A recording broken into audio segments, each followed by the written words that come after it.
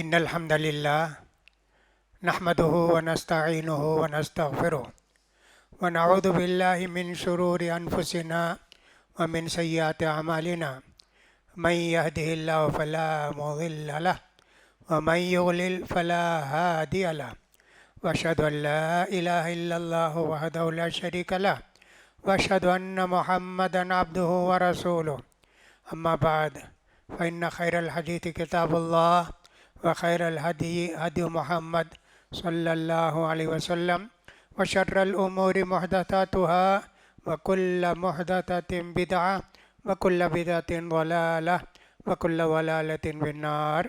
يقول سبحانه وتعالى في محكم تنزيله: أعوذ بالله من الشيطان الرجيم. بسم الله الرحمن الرحيم.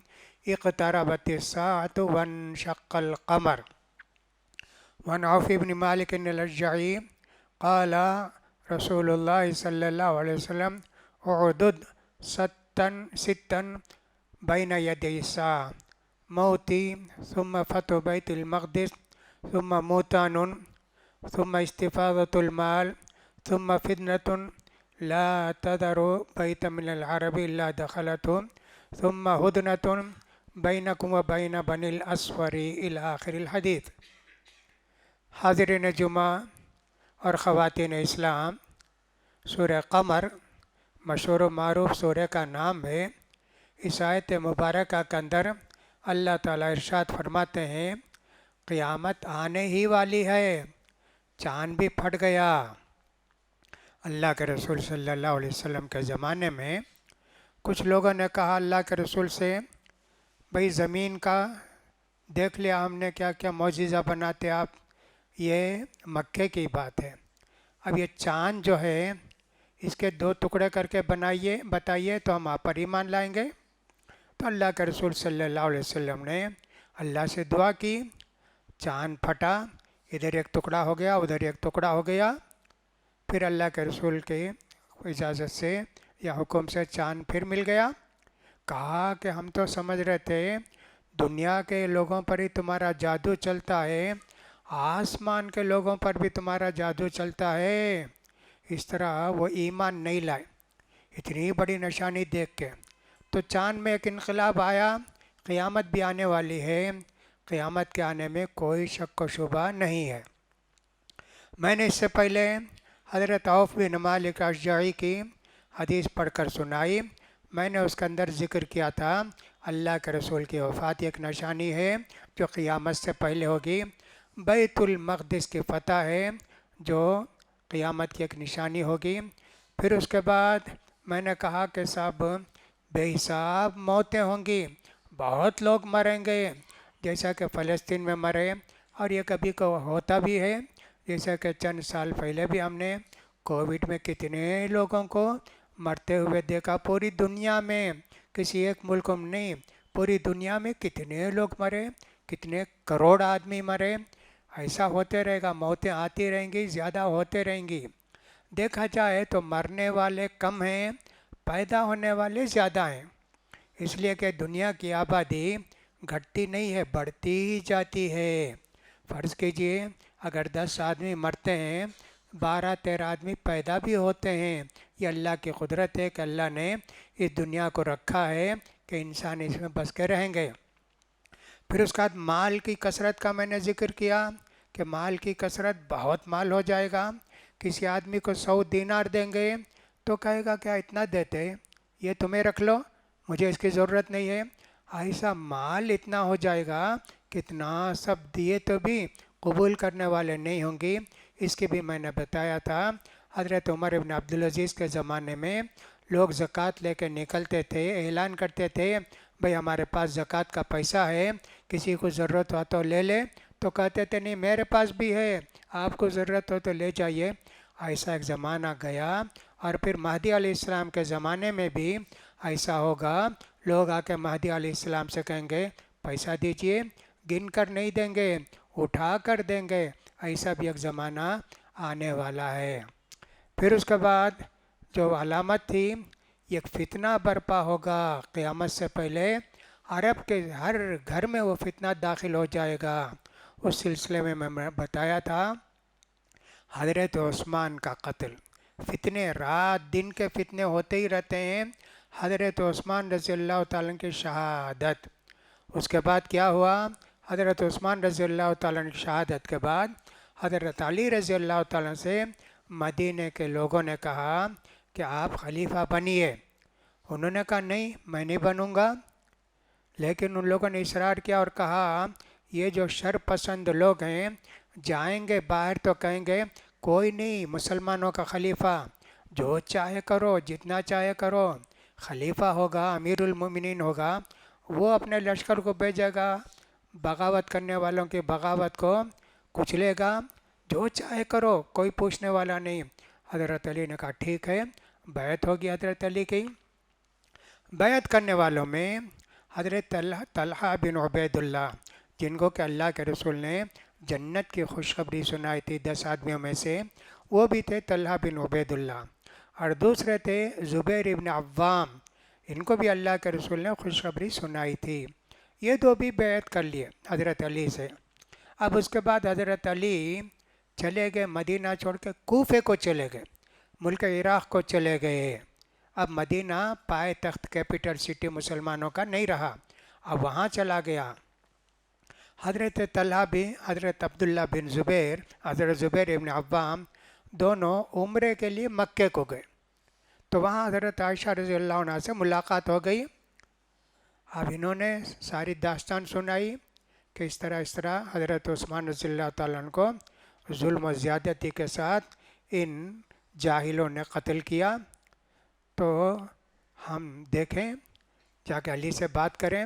حضرت عائشہ بھی تیار ہو گئیں۔ یہ ساری باتیں سنتے ہیں تو اللہ کے رسول کو جو اللہ تعالیٰ نے نبوت عطا کی وہ کس قدر عظیم نبوت تھی، اللہ کے رسول نے کیا کیا بتا دیا، عجیب و غریب باتیں معلوم ہوتی ہیں۔ تینوں مل کر چلے، حضرت عائشہ رضی اللہ عنہ بھی، حضرت زبیر ابن عوام بھی، اور اسی طرح حضرت طلحہ بن عبید اللہ، تینوں گئے۔ اب اس میں محرم وغیرہ کا کوئی سوال نہیں، اللہ کے رسول کی بیویاں ہماری مائیں ہوتی ہیں، تو بہرحال گئے تینوں۔ جاتے جاتے ایک جگہ کتے بھونکنے لگے۔ حضرت عائشہ رضی اللہ تعالیٰ عنہ کا جو قافلہ جا رہا تھا، کتے بھونکنے لگے۔ حضرت عائشہ نے پوچھا یہ کون سا تالاب ہے؟ وہاں پانی بھی تھا۔ کہا یہ ہو اب کا تالاب ہے۔ کہا کہ میں تو نہیں جا سکتے آگے، میں واپس ہو جانا چاہتی ہوں۔ ان لوگوں نے کہا نہیں، آپ آئیے صلح صفائی کر دیجئے، پھر اس کے بعد واپس ہو جائیے۔ ایسا کہا تو گئے۔ اللہ کے رسول صلی اللہ علیہ وسلم نے ایک مرتبہ آپ کی بیویاں جمع تھیں تو آپ نے کہا تم میں سے میری وہ بیوی کون ہے جس کو جو ہے آپ کے کتے بھونکیں گے، فلاں جگہ کے کتے۔ کبھی اللہ کے رسول ابھی باحیات ہیں، بتا رہے ہیں کہ ہوا کے کتے بھونکیں گے اور اس کی وجہ سے بہت سارے لوگ مارے جائیں گے، لیکن وہ بچ جائے گی۔ یہ اللہ کے رسول نے بتایا تھا، اس لیے حضرت عائشہ نے کہا میں نہیں جانا چاہتی ہوں، اللہ کے رسول نے بتایا تھا، لیکن لے گئے۔ لے جا کے بہرحال حضرت علی رضی اللہ تعالیٰ عنہ بھی ہیں، حضرت طلحہ بن عبید اللہ، زبیر ابن عوام اور حضرت عائشہ۔ اب ان دونوں میں بات چیت ہونے لگی۔ ان لوگوں نے کہا، حضرت طلحہ بن عبید اللہ نے اور ان کے لوگوں نے، حضرت عثمان کو جو لوگ شہید کیے آپ ان کو ہمارے حوالے کیجئے، آپ ان کو ہمارے کیجئے، ہم جو ہے ان سے بدلہ لینا چاہتے ہیں۔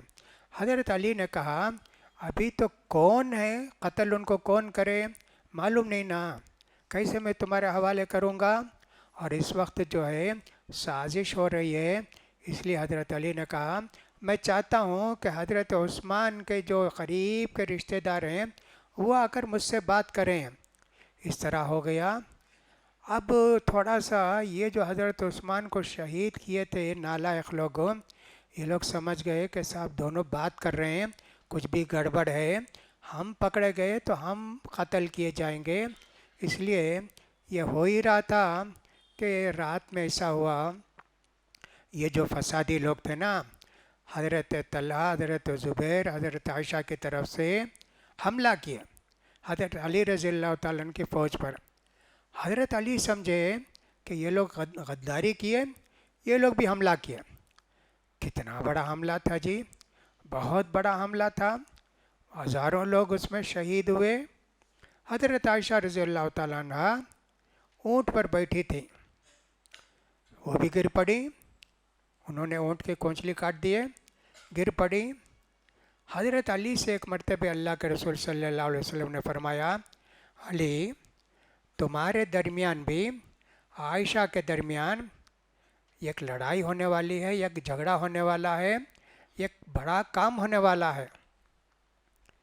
کہا کہ اللہ کے رسول میں حضرت عائشہ سے ایسا کروں گا، کتنا بڑا بدبخت ہو جاؤں گا میں اللہ کے رسول؟ ہاں جی تم، لیکن ایسا مت سمجھو، تم ان کو امن و سکون کے ساتھ ان کی منزل کو پہنچا دو۔ تو ایسے ہوا تو حضرت عائشہ بھی گر پڑی، پھر اس کے بعد لڑائی ختم ہوئی کسی طرح، حضرت عائشہ بھی مدینے کو آ گئیں رضی اللہ عنہ۔ ایسا ہوا جی، کتنا بڑا فتنہ، اس کو بولتے ہیں جنگ جمل، اونٹ کی لڑائی۔ حضرت عائشہ رضی اللہ عنہ اونٹ پر بیٹھی تھی نا، اس میں اس کو بولتے ہیں جنگ جمل، جمل کا واقعہ، اونٹ کا واقعہ۔ اب یہ سب کچھ ہوا، اب پھر اس کے بعد کتنے لوگ شہید ہوئے۔ اب حضرت معاویہ حضرت علی رضی اللہ تعالیٰ عنہ کے درمیان جنگ شروع ہو گئی۔ حضرت علی نے حضرت معاویہ کو لکھا، میں امیر المؤمنین ہوں، لوگوں نے مجھے منتخب کیا ہے، لہٰذا تم گورنرشپ سے ہٹ جاؤ۔ حضرت معاویہ نے کہا نہیں، حضرت عثمان نے مجھے بنایا، ابھی آپ پر سارے لوگ بیعت نہیں کیے، میں اپنے عہدے پر رہوں گا۔ اب اسی میں لڑائی شروع ہوئی جی، حضرت معاویہ اور حضرت علی کے درمیان چھوٹی موٹی کتنی جنگیں ہوئی، 60,000 لوگ دونوں طرف سے مارے گئے، 60,000 لوگ، پتہ نہیں اور کتنے گنتی کے لوگ بتاتے ہیں اتنے ہوئے۔ حضرت معاویہ رضی اللہ تعالیٰ نے حضرت علی سے کہا، دیکھو دونوں لڑنے سے کوئی فائدہ نہیں، تمہاری طرف سے ایک آدمی، میری طرف سے ایک آدمی بیٹھ کر فیصلہ کریں گے حق پر کون ہے۔ کہا ٹھیک ہے، اس کو بولتے ہیں تحکیم۔ صفین کی لڑائی، یہ صفین ایک جگہ کا نام ہے، وہاں ایک لڑائی ہوئی، ملک عراق کے لوگ، ملک شام کے لوگ، ملک شام حضرت معاویہ کے طرفدار اور حضرت علی کے طرفدار ملک عراق کے لوگ، کوفہ بصرہ کے لوگ، لڑائی ہوئی نا۔ حضرت علی بولے ٹھیک ہے میں مان لیتا ہوں، ایک طرف تمہارا آدمی ایک طرف ہمارا آدمی ہو جائے گا۔ حضرت علی نے حضرت ابو موسیٰ اشعری کو اپنی طرف سے نمائندہ بنایا، حضرت معاویہ رضی اللہ تعالیٰ نے حضرت عمرو بن عاص ان کو بنایا کہ دونوں ایک جگہ جمع ہوں گے 3 مہینے کے بعد اور دونوں کے متعلق فیصلہ کریں گے۔ اب فیصلہ کیا ہوا اللہ کو معلوم۔ اب ایک اور گروہ نکل گیا، کتنے فتنے دیکھیے، فتنے نکلتے جائیں گے یہاں تک کہ دجال آ جائے گا نا، اس وقت یہ فتنے ختم اور قیامت بھی آ جائے گی۔ کتنے فتنے دیکھیے، دونوں مل کر فیصلہ کریں۔ حضرت ابو موسیٰ اشعری نے کہا ٹھیک ہے ہم دونوں کو نکال کے فیصلہ کریں گے۔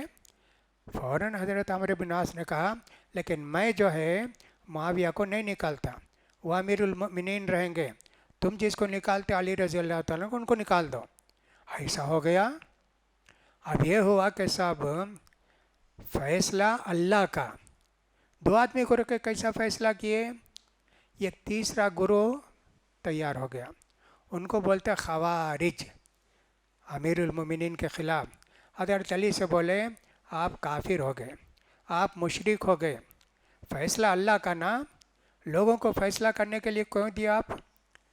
تقریباً 8,000 آدمی یا 10 12 15 16,000 آدمی، مختلف روایت ہے، یہ ایک جگہ جمع ہو گئے۔ اس کا نام تھا ہرورا، یہ کہ بستیوں کے نام یہ سب، ہرورا۔ اس بستی میں جمع ہو کے حضرت علی کے خلاف، اور حضرت علی کو بتا دیے مشرک ہے، یہ کافر ہے، ایسا فتویٰ دینے لگے۔ حضرت عبداللہ بن عباس کو حضرت علی نے بھیجا جاؤ ان کو سمجھاؤ. جا کے ان کو سمجھائے تو اس میں تقریباً 16,000 تھے تو 8,000 الگ ہو گئے. ٹھیک ہے، ہم کو بات سمجھ میں آ گئی. فیصلہ کرنے کا اختیار اللہ نے لوگوں کو بھی دیا ہے، فیصلہ اللہ کا، لیکن وہ فیصلہ کرائے گا کون؟ انسان کرائے گا نا. الگ. اب یہ لوگ کیا کرتے تھے، جو بھی مسلمان ادھر سے گزرتا وہ ہرورا بستی میں جمع ہو کر قتل کرتے تھے مسلمانوں کو. کوئی صحابی جائے، کوئی بھی جائے. اللہ اکبر. ہوا ایسا، حضرت عبداللہ بن خباب بن ارت ان لوگوں میں سے ہیں جن کو بے حساب تکلیف دی گئی مکے میں. ان کی پیٹھ بھی کالی ہو گئی تھی، کوئلہ بن گئی تھی. ان کے بیٹے عبداللہ اپنی حاملہ بیوی کے ساتھ ادھر سے گئے، ان کو بھی قتل کر دیا، ان کی بیوی کو بھی قتل کر دیا، اور پیٹ چیر کر ان کے بچے کو بھی نکال کے پھینک دیا. کتنے بڑے ظالم تھے جی خوارج یہ. ایسا تھے. حضرت علی نے پوچھا کون قتل کیے؟ یہ 8,000 آدمی ہم قتل کیے، پورے مل کر قتل کیے. اب کس کو ایک آدمی کو پکڑتے؟ ایسا ہوا. حضرت علی نے کہا ٹھیک ہے، جب تک تم ہمارے خلاف تلوار نہیں اٹھاؤ گے ہم بھی تمہارے خلاف تلوار نہیں اٹھائیں گے. اس طرح معاملہ ہوتے گیا.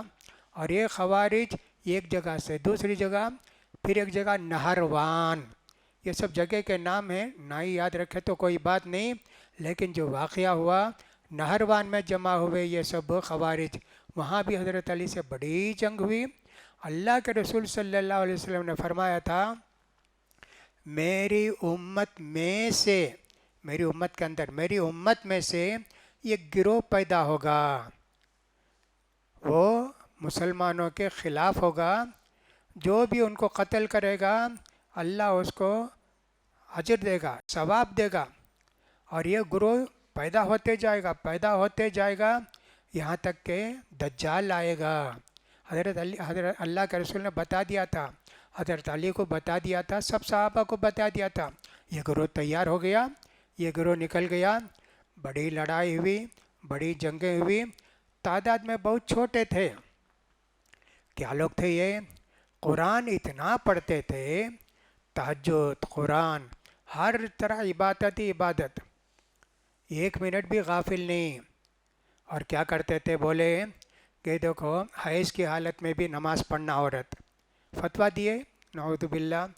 دوسرا یہ کیا، ہاتھ کاٹنا چور کا، یہاں تک سے کاٹتے تھے، حالانکہ پہنچے کاٹنا ہے، صرف اتنا ہاتھ کاٹنا ہے، یہاں سے کاٹتے تھے.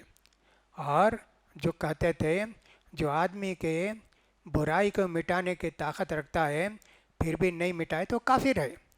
ایسے غلط سلط فتوے دیتے تھے. ان کا ایک بڑا گروہ تھا. اللہ کے رسول نے بتایا تھا قیامت آنے سے پہلے میری امت کے اندر ایک ایسا، میری امت میں ایسا گروہ پیدا ہو گیا جو عقل کا کمزور ہوگا. جوان لوگ ہوں گے، تم میں سے کوئی آدمی ان کی نماز کے مقابلے میں اپنی نماز کو معمولی سمجھے گا. قرآن پڑھیں گے حلق سے نیچے نہیں اترے گا. ایمان سے ایسے نکل جائیں گے جیسے کمان سے تیر نکل جاتا ہے نا، ویسے نکل جائیں گے. جو بھی ان کو پائے گا قتل کرو، اس کے قتل کرنے میں تم کو اجر ملے گا. یہ ساری باتیں اللہ کے رسول صلی اللہ علیہ وسلم نے فرمائی. فتنے جو وہاں سے شروع ہوئے آج تک یہ فتنے ختم نہیں ہوئے. ہر طرح کا فتنہ آتا ہے ساری دنیا کے اندر. یہ 4 مذاہب کا بھی ایک فتنہ، کتنے لوگ مارے گئے، کتنے لوگ قتل ہوئے. کعبے کی 4 دیواروں کو تقسیم کر کے 4 قبلے بنا دیے.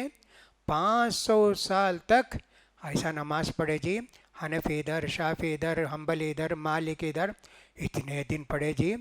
کتنا بڑا فتنہ تھا. کتنے لوگ قتل ہوئے.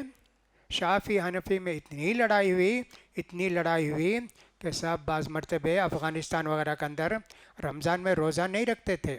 کہتے تھے شافعیوں سے شام کو لڑنا ہے، روزہ رکھیں گے تو کمزور ہو جائیں گے، ان کو مارنا ہے. ایسا سب ہوا جی. سفر میں اللہ نے کہا ہے نا کہ روزہ چھوڑ کے بعد میں رکھو، رمضان میں روزہ بھی نہیں رکھتے تھے. اتنی لڑائیاں ہوئی. آج بھی یہ فتنہ ہر جگہ ہے. ہمارے ملک کے اندر بھی مسجدیں خاص ہو گئیں، یہ فلاں کی مسجد ہے، فلاں کی مسجد ہے، اور اس کے اندر کتنے اختلافات ہوئے۔ اللہ اکبر! دیکھیے اتنے بڑے فتنے، ان فتنوں کا ذکر کیا جائے، بہت سارے فتنے الجگر سے کہ اللہ کے رسول نے کہا عرب کا کوئی گھر خالی نہیں ہوگا، لیکن ہمارے ملک میں بھی کتنے لوگ ایک ہی گھر میں کتنا اختلاف کرتے ہیں، کیا کیا اختلاف کرتے ہیں، اللہ بچائے۔ بہرحال یہ چند باتیں تھیں، اور اس کے بعد ایک ہی بات رہ گئی ہے کہ روم کے ساتھ مسلمانوں کی لڑائی ہوگی، اس سلسلے میں چھٹی بات بتا کے انشاءاللہ اس سلسلے کو ختم کریں گے۔ اس کے بعد اور جو فتنے ہیں، مدینہ ویران ہو جائے گا، مدینہ ایک زمانہ آئے گا کوئی نہیں رہے گا، وہ سمجھیے کہ صاحب جانور چرتے رہیں گے مدینے میں۔ اللہ اکبر! ایسا بھی ایک زمانہ آئے گا قیامت سے پہلے۔ پھر اس کے بعد کعبۃ اللہ کو گرا دیں گے، زمین بوجھ کر دیں گے، وہ بھی ایک زمانہ آئے گا۔ یہ سب نشانیاں دیکھیں کتنی نشانیاں ہیں، ان کو جاننے سے ہم کو سمجھ میں آتا ہے ہمارے ایمان کی حفاظت کرنا چاہیے۔ اللہ سے دعا ہے کہ اللہ تعالیٰ ہم سب کو ہر قسم کے فتنے سے بچائے، مسلمانوں کو اپنے اختلاف ختم کرنے کی توفیق نصیب فرمائے۔ اللہ تعالیٰ سارے قسم کے فتنوں سے مسلمانوں کو بچائے۔ اقول قولی ھذا واستغفر اللہ لی ولکم ولسائر المسلمین فاستغفروا انہ هو الغفور الرحیم۔ محترم بھائیوں بہنوں، ربیع الاول کا مہینہ شروع ہو گیا، ہر جگہ عید میلاد النبی کی تیاری ہو رہی ہے۔ یہاں ہمارے یہاں کچھ کم ہے، لیکن یو پی بہار وغیرہ کے اندر کتنی تیاری ہو رہی ہے، تاریخیں مقرر کی جا رہی ہیں، جگہ متعین کی جا رہی ہے، جگہوں کو سنوارنا شروع کر دیے ہیں۔ نعوذ باللہ! اسلام کے اندر دو ہی عید ہے، تیسری عید نہیں ہے۔ جمعہ چھوٹی عید ہے جو ہر 7ویں دن ہم کو آتی ہے، تو یہ ایک عید ہے، اس کا نام ہی انہوں نے رکھ دیا عید میلاد النبی۔ نعوذ باللہ! صحیح تاریخ اللہ کے رسول صلی اللہ علیہ وسلم کی پیدائش کی 9 ربیع الاول ہے، وفات کی تاریخ سب کے پاس 12 ربیع الاول ہے۔ اب 12 ربیع الاول کو جشن مناتے، اللہ کے رسول کی وفات پر خوشی مناتے، یہ کس نے ایسے کیا، کب سے ایسے ہوا؟ کسی یہودی نے، کسی دشمن نے یہ بات پھیلا دی کہ 12 ربیع الاول کو اللہ کے رسول پیدا ہوئے۔ ویسے کچھ روایتوں میں ہے جو ضعیف روایتیں 12 ربیع الاول کی تاریخ کی بھی ہیں، لیکن وفات تو یقینی ہے نا، 12 ہی کو مان لیں، اللہ کے رسول 12 کو پیدا ہوئے، 12 کو وفات پائے، پھر خوشی کس بات کی؟ خالی پیدا ہوتے 12 کو، چلو تمہاری بدعت تمہارے ساتھ خوشی مناؤ، لیکن 12 کو وفات ہے نا، کیسا خوشی مناتے؟ انتہائی غلط حرکت ہے، اور ایک طرح سے اللہ کے رسول کی وفات پر خوشی منا رہے ہیں۔ یہ رافضیوں نے کیا، کس نے کیا؟ اللہ بہتر جانتا ہے۔ یہ ایک بہت بڑی مصیبت امت مسلمہ کے اندر آ گئی، اتنی خوشی مناتے ہیں، اتنا سنگار سنوار کرتے ہیں، خاص کر کانپور میں، لکھنؤ وغیرہ کے اندر بولا نہیں جا سکتا، کتنی بہت ساری پریشانیاں ہوتی ہیں۔ بامبے وغیرہ کے اندر بھی میں ایک مرتبہ پھنس گیا تھا، ایسے عید کے میلاد کے جلسے میں جھانکی، ہاں، جاتی لوگ جاتے، اس میں ڈانس بھی کرتے ہیں، رقص بھی کرتے ہیں، گاتے بھی ہیں، اور سب عورتیں بھی، یعنی جتنی بے حیائی کے کام کر سکتے ہیں وہ سب میں نے دیکھا، اپنی آنکھوں سے دیکھا۔ اس کا نام ہے جھانکی، اور پکڑ کے لے جاتے تھے صاحب، کتنی وہ کاریں تھیں، اور صاحب وہ وین تھے، کیا کیا تھا، ناچتے ہوئے، ایک دن کی نماز بھی نہیں پڑھے ہوں گے، نعوذ باللہ، کلمہ بھی ان کو نہیں معلوم ہوگا، ویسے لوگ عید میلاد النبی مناتے ہیں۔ اللہ کی مہربانی ہے کہ اچھے سچے مسلمان عید میلاد النبی نہیں مناتے، البتہ بعض لوگ جو ہے اس دن کو یاد کر کے اللہ کے رسول پر درود وغیرہ پڑھتے ہیں، وہ بھی بدعت ہے۔ ہمارے لیے اللہ کے رسول کو ہر مرتبہ درود پڑھنے کا حکم ہے، کسی ایک دن درود پڑھنے کا حکم نہیں ہے، اس لیے اس کو بھی تو ہے۔ میں نے ایک مرتبہ فتویٰ دیا تھا کہ صاحب آج کل کا زمانہ ایسا ہے، کوئی بھی آدمی پیسہ اپنے پاس نہیں رکھ سکتا گھر میں، حفاظت کا بھی مسئلہ ہے، پیسے کی حفاظت، اور جو پیسہ رکھا اس کی حفاظت، اس کو بھی جان سے مار کے پیسہ چور لے جاتے ہیں، ایسے ہوتا ہے۔ تو بینک ایک ضروری ہو گیا، اگر حفاظت گھر میں رکھتے ہیں انکم ٹیکس والے بھی آئیں گے، تمہارے پاس اتنا پیسہ کیسا ہے کیش میں؟ بینک میں رکھنے میں ہر انسان مجبور ہے حفاظت کے لیے، حفاظت کے لیے بینک میں پیسہ رکھتا ہے۔ اب بینک میں جو اکاؤنٹ رکھتے ہیں، بہت سارے لوگ سیونگ بینک میں رکھتے ہیں۔ سیونگ بینک میں جب بھی رکھتے ہیں اس کا سود ملتا ہے، سال کو سمجھے 8% ہو کہ 10% ہو، کچھ بھی ملتا ہے تو بہت ہو جاتا ہے کبھی کبھی۔ تو یہ سود کا پیسہ کیا کریں؟ ایک تو اسکیم میں لگاتے وہ حرام ہے، بچے کی شادی کے لیے رکھے، اور صاحب یہ خود فائدہ اٹھاتے نا، جائز نہیں ہے۔ بچے کی تعلیم کے لیے، بچے کی پڑھائی، انجینئرنگ کے لیے، میڈیکل کے لیے بینک میں اس طرح بہت سارے منصوبے رہتے ہیں، ان سے ہم کو مقصد نہیں، وہ پورے کا پورا سود ہے، حرام ہے۔ لیکن جو آدمی بینک میں پیسہ رکھتا ہے اپنی حفاظت کے لیے، سود ملتا ہے، وہ سود کیا کرے گا؟ بہت سارے لوگ سوال کرتے ہیں۔ میں نے اس سے پہلے کہا تھا کہ مسلمان کے لیے سود کا پیسہ لینا بھی جائز نہیں، دینا بھی جائز نہیں، مسلمانوں کو نہیں دینا۔ البتہ امام ابن تیمیہ کا فتویٰ میں نے ذکر کیا، روڈ بچھاتے ہیں، کہیں سا بور ویل لگاتے ہیں، ویسی جگہ سود کا پیسہ استعمال کر سکتے ہیں، ثواب کی نیت سے نہیں، بچنے کے لیے۔ یہ غلط پیسہ ہے، یہ ہمارے پاس نہیں رہنا، اس لیے جو اس کو خرچ کر دیتے تھے، ایسا ہوتا تھا۔ تو میں نے کہا مسلمانوں کو نہیں دینا ہے، لیکن میں نے فتوے پڑھے مسلمانوں کو دے سکتے، ثواب کچھ بھی نہیں، لیکن اللہ سے ڈر کر دیا نا، اس کا ثواب ہے۔ صدقہ خیرات کرے تو کتنا ثواب ملتا، وہ ثواب نہیں ملے گا۔ لیکن سود کا پیسہ غریب کو، غریب مسلمانوں کو علاج کے واسطے، اس سے بہت سارے لوگوں کے لیے سود کا پیسہ دے سکتے ہیں، ہم فائدہ نہیں اٹھا سکتے۔ جن کو سود ملا ہے وہ ایک پیسہ بھی نہیں اٹھائے گا، ایسا صدقہ خیرات کر سکتے ہیں۔ تو میں نے اس سے پہلے کہا تھا مسلمانوں کو مت دو، اس لیے کہ گندا پیسہ ہے، غلیظ پیسہ ہے، مسلمانوں کو حلال پیسہ دو، ایسے بولا تھا۔ لیکن علماء نے یہ بھی لکھا ہے دے سکتے ہیں۔ تو میں آپ سے کہنا چاہتا ہوں، آپ کے پاس بغیر سود کا پیسہ ہے تو آپ غریبوں کو، محتاجوں کو، مسکینوں کو دے سکتے ہیں۔ کچھ لوگوں نے کہا رشتہ داروں کو نہیں دینا چاہیے، رشتہ دار تمہارے پیسے کے محتاج ہیں، ان کو صدقہ خیرات کرو، سود کا پیسہ کیوں دیتے ہو؟ تو یہ سود کا پیسہ مسلمانوں کو بھی دے سکتے ہیں، لہٰذا آپ کے پاس بھی اگر اس طرح کا پیسہ ہے، اس سے آپ فائدہ ذرا بھی نہیں اٹھا سکتے۔ سود کا پیسہ لوگوں کی مدد کر سکتے، اسپتال بنانا، فلاں کرنا، اور رشتہ داروں میں جو غریب ہیں اور قرض دار ہیں ان کو دے سکتے ہیں، ایسا فتویٰ ہے۔ اللہ تعالیٰ ہم کو بھی اس کی توفیق نصیب فرمائے کہ حرام سے بچیں اور سود سے بچیں۔ تو بہرحال رکھتے کس لیے پیسہ ہیں؟ حفاظت کے لیے، پلاننگ کے لیے نہیں، اور صاحب کوئی بھی بینک کی طرف سے جو اناؤنسمنٹ ہوتے ہیں اس کے لیے نہیں رکھتے ہیں، حفاظت کے لیے رکھتے ہیں۔ تو ایسی صورت میں سود جو ملتا ہے ویسا ہے۔ اور یہ بھی ہے کہ صاحب کرنٹ اکاؤنٹ رکھو، کرنٹ اکاؤنٹ رکھو، کچھ بھی رکھو، بینک فائدہ اٹھاتا ہے اور جو ہے وہ دوسروں کو سود دیتا ہے، لیتا ہے۔ کرنٹ اکاؤنٹ رکھیں گے تو کیا بھی ہم کو اس سے فائدہ نہیں ہے، بینک کو البتہ فائدہ ہے۔ سیونگ رکھتے ہیں، چھوڑ دو بینک میں، نہیں چھوڑنا چاہیے، اس لیے کہ اس سے بہت سارے غلط کام ہوتے ہیں، لے کر کسی اور کو دینا یہی بہتر ہے۔ اللہ تعالیٰ ہم سب کو توفیق دے، اللہ تعالیٰ سود سے بچائے، ہر قسم کے حرام سے بچائے۔